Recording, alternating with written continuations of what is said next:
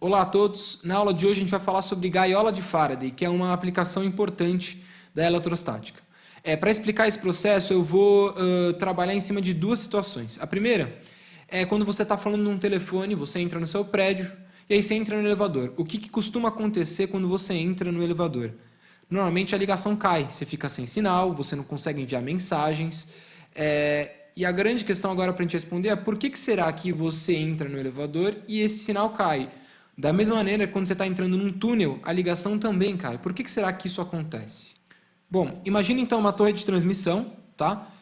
De sinal, e eu tenho um elevador, e o seu celular ele se comunica com essa torre através de um campo elétrico gerado por essa torre. Então, a torre emite ondas eletromagnéticas, que a gente vai aproximar agora tudo por um campo elétrico, tá? Tem uma série de aproximações que eu estou fazendo agora, só para a gente entender o fenômeno eletrostaticamente falando. E o seu celular ele vai reconhecer esse campo e aí ele consegue se comunicar com outro celular. Maravilha.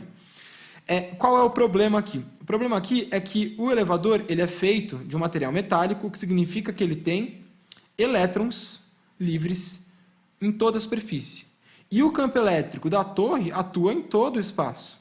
Então o campo elétrico da torre que está em vermelho atua, ele é horizontal e para a direita, e atua em todo o espaço. Então esse aqui é o E da torre. O que acontece? Esse campo elétrico vai atuar onde os elétrons estão, e esses elétrons vão sentir uma força, que ela é horizontal e no sentido oposto ao campo elétrico, porque é uma carga negativa. Ou seja, todos os elétrons vão ter uma força para a esquerda.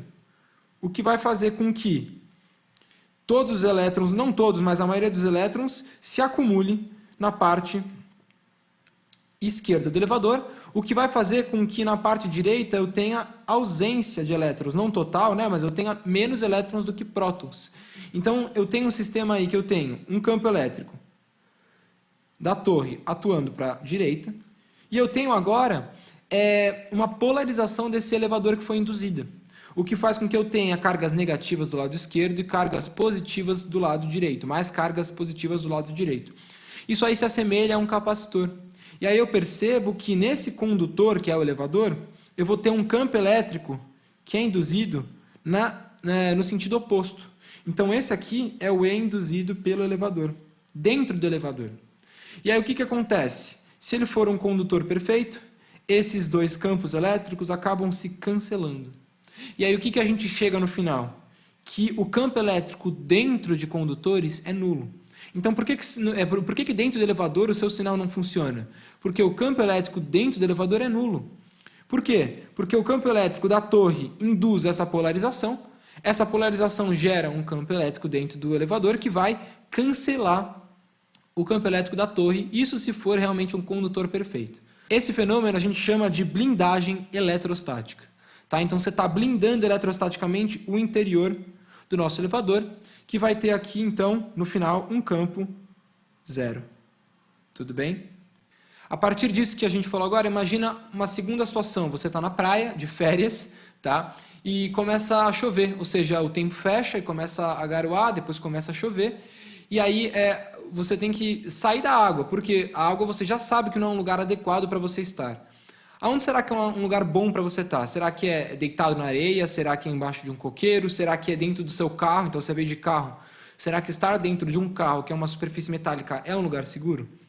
E a resposta para essa pergunta é justamente o carro. Então, pelo que a gente falou agora há pouco, o carro ele é uma superfície metálica, né? Em volta dele é uma carcaça metálica, e ela vai servir como uma blindagem eletrostática, ou seja, funciona como uma gaiola de Faraday, na qual qualquer descarga elétrica que atingir esse carro vai ficar na parte exterior e não vai conseguir entrar dentro do carro. Então, numa chuva, numa tempestade, o lugar seguro para você estar é dentro do carro. Inclusive, não tem problema algum um raio bater, um raio atingir um avião, porque o avião ele é justamente feito para que dentro do avião as cargas não consigam passar. Ou seja, é uma gaiola de Faraday. Essas cargas vão ficar no lado de fora na carcaça do avião e não vai atingir, enfim, combustíveis, equipamentos elétricos e eletrônicos. Principalmente agora, no século XXI, que a gente tem aviões bem mais complexos e cheios de mecanismos de segurança. Tá? Uma curiosidade interessante para trazer para vocês é que o Brasil é o país que você tem a maior incidência de raios no mundo. Então, esse fenômeno acontece de maneira bastante presente aqui no Brasil.